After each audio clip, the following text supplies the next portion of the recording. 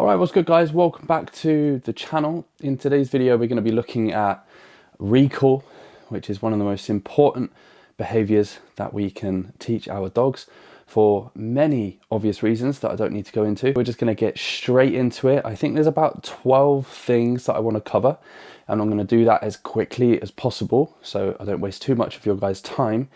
If you have any questions related to anything in this video, feel free to leave them in the comment box below and I'll try and go into it in more detail. And also, if you're a viewer of this video and you have your own things to add to do with recall and training a dog in general, feel free to get involved in the comment box below. So the first thing for me, and I will say this to many people who are looking at getting a dog, you really have to, and I can't stress this enough, you really have to be interested in training the dog. Like, you have to have this drive inside of yourself, this motivation and this deep interest to spend time with the dog and to train the dog yourself. If you don't have this interest, I would not encourage you to get a dog in the first place. Otherwise, it's going to become a chore for you and you're not going to have the best relationship with the dog moving forward. Next up is, when can you start training the puppy? In my opinion, within 24 hours of getting the puppy home. That 24 hours is good for the puppy to become familiar with the home, and then the following day, that's when training can really get started. And the first place you can start with is when you give them their dinner. Try to teach them the sit by using their food as a lure to get them into that position. The food will be the reward for that behavior. Speaking of food being a reward, all dogs are different. Some are motivated by food, some are motivated by toys. This is really easy to figure out in the early stages of getting your dog home. All you need to do is grab a toy in one hand, grab a piece of food in another, tease them with the toy, tease them with the food. They will quickly show you what they have more interest in. From this point moving forward, whichever one of the two that they're interested in will be your money. This is what you're going to pay them with every time they give you a behavior that you're expecting from them. The younger the puppy, the shorter the training sessions. Puppies are so easily distracted by quite literally anything.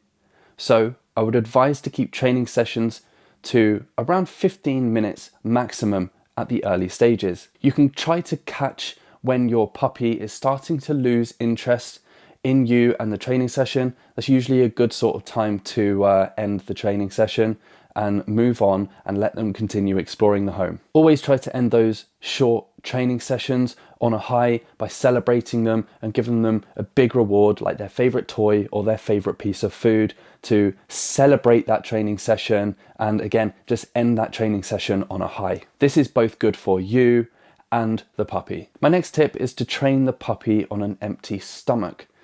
Going into a training session with a full belly can sometimes make the puppy feel quite tired.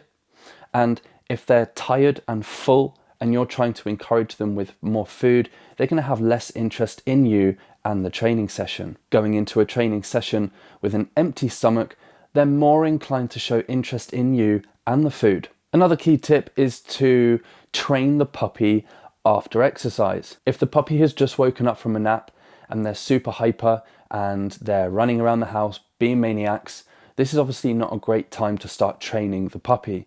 You're going to have a really hard time getting them to focus on you because, unfortunately, us as humans are not as interesting as a fly buzzing around the house or a skirting board or your favorite sofa that you don't want them to chew the corners of. So if you're planning a training session, make sure you've taken them for a walk around the block.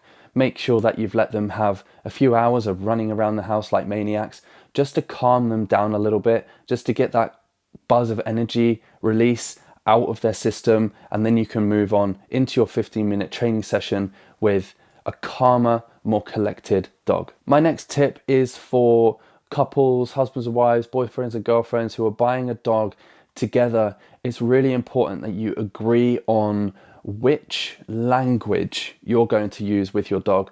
And what I mean by that is, if person number one is going to use the word stay and person number two is going to use the word wait, this is going to be like trying to teach the dog two different languages. And if you imagine trying to teach a baby or an infant 2 different languages. All this does is delay the process.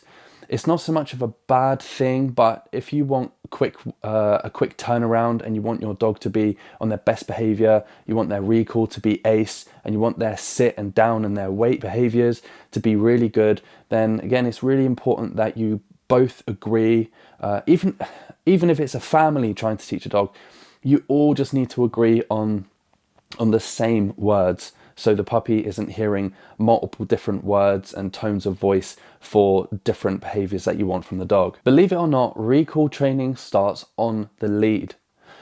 Asking a dog to come back to you is a pro behavior. This is something that advanced dogs learn to do. Expecting your puppy to be released on a field and for their name to be called and for the puppy to just come back, you're asking a lot for that dog. So that's why I would advise to start your recall training on a lead. How do you do this? So with all training, we have to start from the very basics. Very basics meaning a sit. If you've got your dog on a lead and you ask the dog to sit, wait for their eye contact, give them a reward. If you're teaching your dog how to wait, you can also do this on a lead. I find this so helpful when I'm walking Freddie on a lead. If he does a poo, I want to be able to use both of my hands. So I can drop his lead on the side of a road, I can tell him to wait, I can get a poo bag out, use both of my hands, and it makes the whole poo picking up process a whole lot quicker. When you've taught your dog to sit and wait on a lead, you can start then practicing walking your dog to heel. If you can get your dog walking to heel with no tension on the lead, with eye contact while you're doing that walk, then you can be pretty certain in your training so far. These are all really good signs that the dog is showing interest in you, they see you as their leader, and they do also actually want to please you. So next up is that timing is everything. If you've practiced your sit and your wait on a lead, and you're ready to let your dog off in a field somewhere, it's really important that you, as the dog owner, as the teacher, sees potential hazards or distractions before the dog does. This is easier said than done sometimes, because sometimes the dog hears and smells things before you even are aware that there's a squirrel or a deer. So we just have to do our best. If you're out having a little recall training session and you see an off-lead dog before they do, this is a great time to get the dog back, put them on a lead, do some more lead training, and when there's no more distractions, you can take the dog off and continue the training session. If you can catch these hazards or distractions before they do, and you can get that recall in, it's really going to fast track that behavior from them. Next up is to set yourself up for success. If you feel confident enough to take your dog outside to start practice recall training, obviously you don't really want to go to a place where there's lots of squirrels or deer or wild animals like birds, mice, snakes. You can run into all sorts of problems. I'd recommend finding a nice open field where you can see everybody, you can see all dogs, you can see all animals. Typically on these wide open fields as well, you might find yourself a fenced off tennis court, a fenced off football pitch.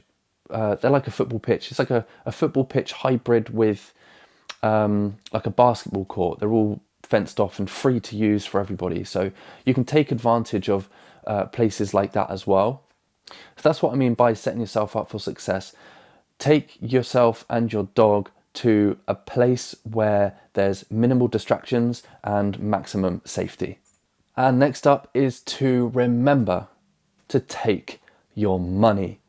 What do I mean by money?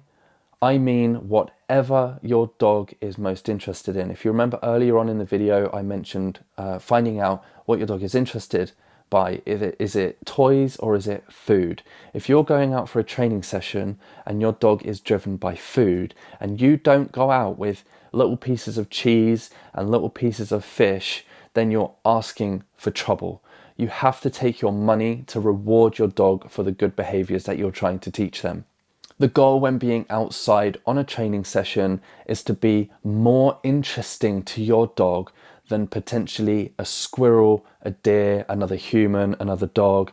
If you are the light in their life and you smell like fish and cheese, or have their favorite ball with a rope attachment, or their favorite monkey toy, then this kind of leads back into the previous point, setting yourself up for success. And lastly, this is quite an important one, and it's what you put in. And I can't stress this enough as well, to be honest with you. What you put in is exactly what you get out. If you're getting fed up with your dog because they're not doing what they're told, then that's because you're not teaching them very well.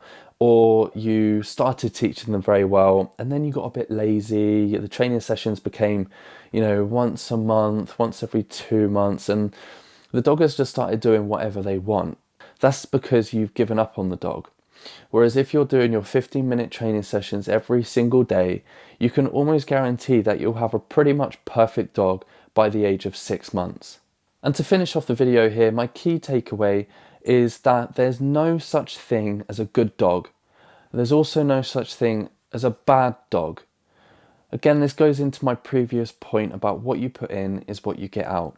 Your dog and their behavior is a reflection of how much effort you're putting in to their training practices. So I really do hope that this video helps. Again, as I mentioned at the start of the video, if you do have any more questions, or if you have anything that you'd like to add to the video, feel free to get involved in the comment box below. It helps everybody watching these videos. Freddie and I really appreciate you guys watching, liking the video and subscribing. Until the next one, we'll see you all very soon.